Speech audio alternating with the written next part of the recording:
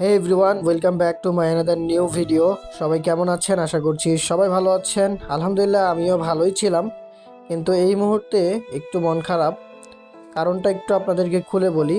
আজকে যাচ্ছিলাম জুরাইন থেকে তেজগাঁওয়ে। যাওয়ার পথে মেয়র হানিফ ফ্লাইওভারের উপরে উঠেছিলাম, কারণ যাত্রাবাড়ি এরিয়াতে আসলে প্রচুর জ্যাম। তো বেশিরভাগ সময়ে আসলে এই মেয়র হানিফ ফ্লাইওভার উপর দিয়েই আমি যাওয়া আসা করি। তো আজকে প্রতিবারের মতোই যাচ্ছিলাম, প্রতিদিনের মতোই যাচ্ছিলাম। যাওয়ার পথে মাঝ রাস্তায় হঠাৎ করে গাড়িটা বন্ধ হয়ে গেল। বন্ধ হয়ে গেল বলতে কি, আমি যেহেতু হিরো ইগনিটরে আসলে ইগনিশনের কোনো সুইচ নেই, তো অনেক জ্যামের মধ্যে দাঁড়াইছিলাম। তো আমি হচ্ছে কি করলাম, আমি বাইকের যে সুইচটা, চাবির যে সুইচটা আর কি, সেটা চাবিটা ঘুরাই দিয়ে গাড়িটা অফ করলাম। তারপর আবার চাবির লাইনটা দিলাম, অন করলাম, দেখি মিটারে লাইন আসতেছে না।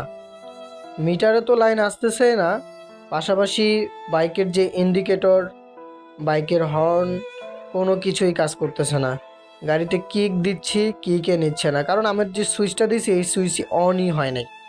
অন না হইলে তো আর বাইকের সুইচ যতই দেই না কেন, অন যদি না হয় তাহলে তো আমার গাড়ি স্টার্ট নিবে না, এটাই স্বাভাবিক।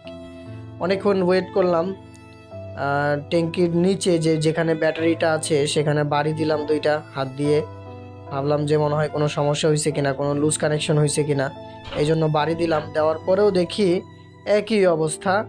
গাড়ি আমার কোনোভাবেই মিটারের লাইন আসতেছে না, মিটারের লাইনটা টোটালি একদম ডিসকানেক্ট হয়ে গেছে।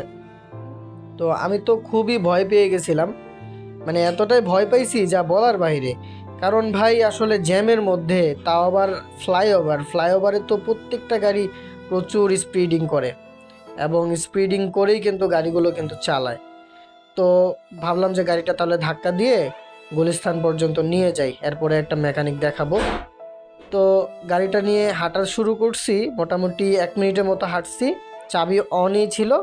দেখলাম যে না, আল্লাহর রহমতে আবার মিটারে লাইন চলে আসছে।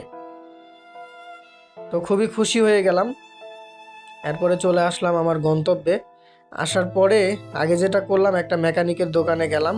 তো মেকানিক এই যে গাড়িটা খুলছে আমার।